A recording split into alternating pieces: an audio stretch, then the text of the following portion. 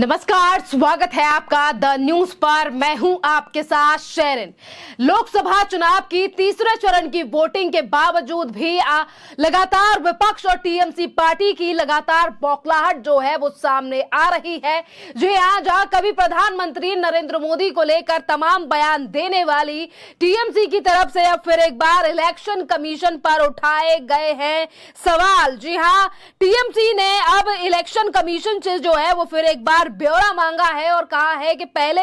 और दूसरे चरण में जहां पर वोटिंग हुई है, किस सीट पर कितने प्रतिशत का मतदान हुआ है, यह बात बताए हमें इलेक्शन कमीशन। लगातार जिस तरीके से एक तरफ वोटिंग देखिए तीसरे चरण की संपन्न हो चुकी है, पर ये टीएमसी की बौखलाहट, जहां टीएमसी लगातार ये सवाल उठा रही है। पहले कहा गया कि इलेक्शन कमीशन मोदी सरकार के इशारों पर काम कर रही है और अब फिर एक बार आंकड़े लेकर, यानी कि आंकड़े मांगे गए हैं चुनाव आयोग की तरफ से, टीएमसी की तरफ से। लगातार जिस तरीके से टीएमसी सवाल उठाती हुई नजर आ रही है, जिस पर आज जनता लगातार यही बात कहती हुई नजर आ रही है कि कहीं ना कहीं टीएमसी को पश्चिम बंगाल और अपने गठबंधन के हारने का डर जो है वो ममता बनर्जी को सताने लगा है। और इसीलिए आज फिर एक बार इलेक्शन कमीशन पर सवाल उठाते हुए टीएमसी ने कहा है कि इलेक्शन कमीशन पहले बताए कि दूसरे राउंड की वोटिंग में किस सीट पर कितना ज्यादा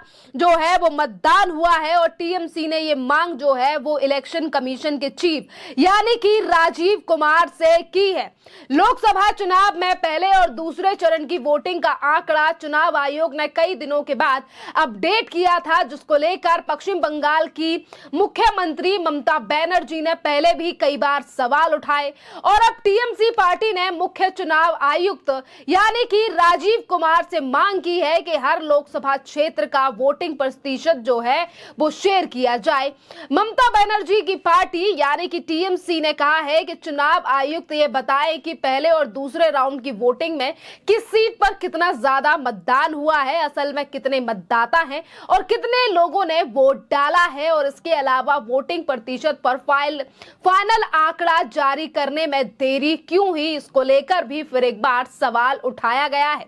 आपके लिए बता दें कि जहां एक तरफ टीएमसी के द्वारा कभी कलकत्ता हाई कोर्ट पर सवाल उठाया जाता है, अब इलेक्शन कमीशन को लेकर जो आंकड़े मांगे जा रहे हैं, जिससे यह साफ जाहिर होता है कि कहीं ना कहीं ममता बनर्जी को अब 4 तारीख को आने वाले रिजल्ट से पहले ही घबराहट तो नहीं होने लगी है। जिस तरीके से ममता बनर्जी की पार्टी और उनके नेता लगातार इलेक्शन कमीशन को लेकर ये सवाल उठा रहे हैं। एक तरफ टीएमसी ने जो है वो मांग की है चुनाव आयोग से, तो वहीं दूसरी तरफ टीएमसी पार्टी के नेता और पार्टी के सांसद ड्रेक ओब्रायन ने जो है वो कल भी चुनाव आयोग को लेकर सवाल उठाए थे और ये तक कहा था कि जो चुनाव आयोग है वो क्रिकेट के गेम की तरह जो है वो पक्षपाती अंपायर बनने का या एम्पायर की तरह जो है वो व्यवहार कर रहे हैं। जी हाँ,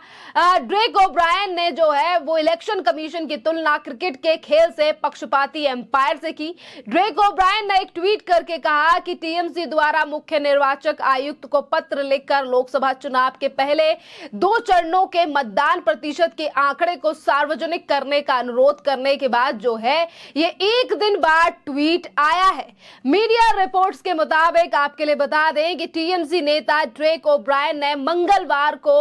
अपने फॉर्मर ट्विटर यानी कि एक्स पर एक पोस्ट किया था, जिस पर उन्होंने लिखा था कि क्या चुनाव आयोग का मतलब अब बेहद समझौतावादी हो गया है। क्रिकेट में 3 प्रकार के एम्पायर होते हैं, एक एम्पायर, एक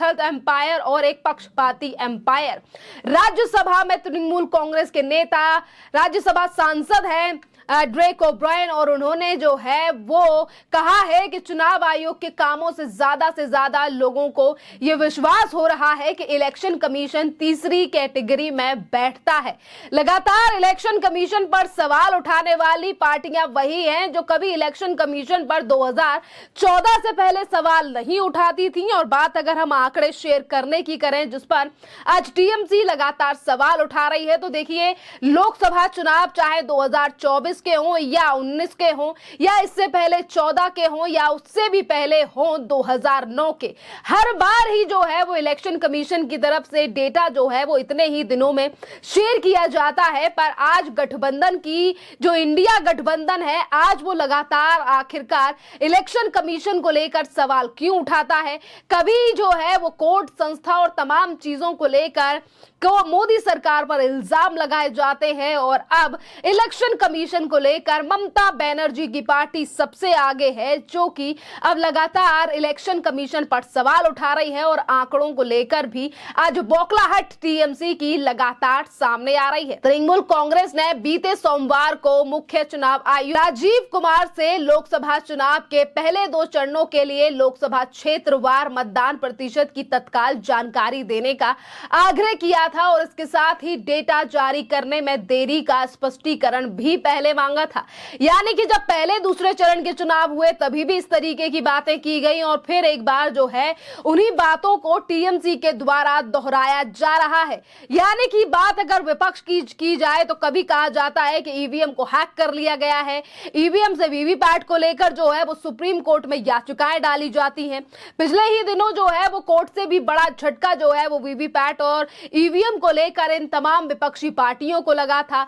और अब फिर एक बार इस मामले पर जब विपक्षी पार्टियों की आलोचना का सामना कर रहे चुनाव आयोग ने सोमवार को ही कह दिया है कि उम्मीदवारों के पास मतदान की वास्तविकता की संख्या पर बूथ वार डेटा उपलब्ध है, जो एक वैधानिक जरूरत है। इससे मौजूदा लोकसभा चुनावों के लिए 4 बार वोटिंग दिखाने के लिए अपने मोबाइल एप्लीकेशन में नई सुविधा भी घोषणा जो है वो पहले ही इलेक्शन कमीशन कर चुका है। चुनाव आयोग ने प्रदेशवार आंकड़ों के अलावा कुछ चरणवार मतदान दिखाने के लिए वोटर टर्न आउट ऐप में एक नई सुविधा भी जोड़ी है। बावजूद इसके लगातार लोकसभा इलेक्शन यानी कि इन चुनावों के जरिए और इन्हीं चुनावों के दौरान लगातार विपक्षी पार्टियां जो है वो ईवीएम को लेकर सवाल उठाती हैं और कभी कभी तो अखिलेश यादव जैसे नेता, जो कि एक पार्टी के मुखिया है, वो ये तक कह देते हैं कि इलेक्शन कमीशन गर्मी में चुनाव इसीलिए करवा रहा है क्योंकि भारतीय जनता पार्टी लोगों को कष्ट देना चाहती है।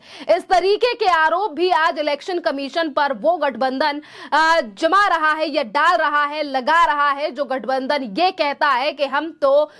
लोग यानी कि देश को बचाने और देश का संविधान बचाने के लिए आज एक साथ आए हैं। दरअसल सोमवार को तृणमूल कांग्रेस ने मुख्य चुनाव आयुक्त को लिखे पत्र में कहा था कि चुनाव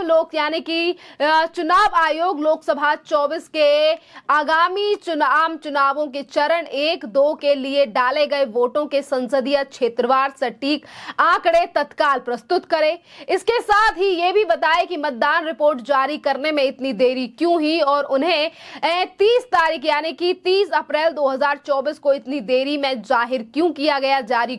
गया और इस पर स्पष्टीकरण भी इलेक्शन कमीशन से मांगा था। उप चरणों के लिए मतदान प्रतिशत की कुल संख्या, आंकड़ों और पात्रों के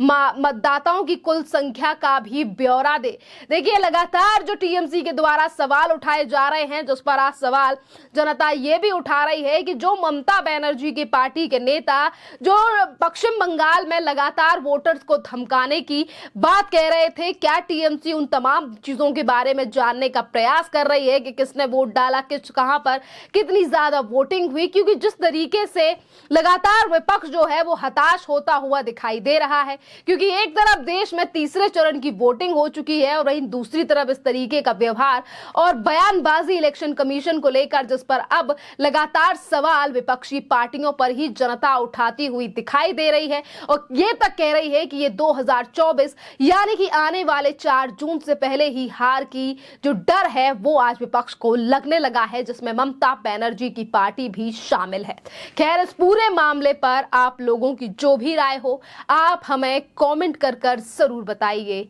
धन्यवाद।